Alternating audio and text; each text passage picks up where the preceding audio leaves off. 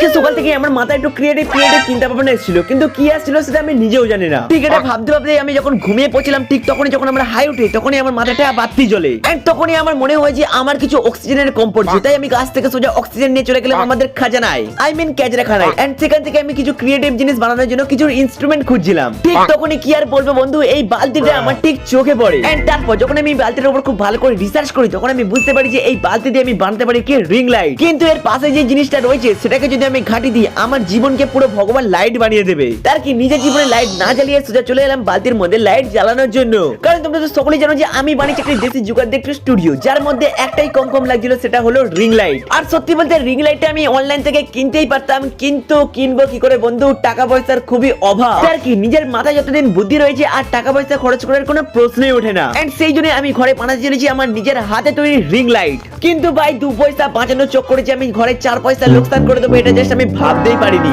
মানে যখনই আমি এই বাবার হবিস স্কেলের ড্রিল মেশিনটাকে এই বালতির উপর ফুটো করার জন্য যখনই চালাচ্ছিলাম, ঠিক তখনই এটা ভেঙে যায়। আর বালতি ফুটো হওয়ার তো দূরের কথা, আমার জীবন এবার বাবা মনে ফুটোই করে দেবে। এত কিছু লোকসান হওয়ার পর কি আমি রিং লাইটটাকে বানাতে পারলাম? জানতে হলে কমেন্ট করে পার্ট 2, আর হ্যাঁ চ্যানেলটাকে সাবস্ক্রাইব অবশ্যই করবেন।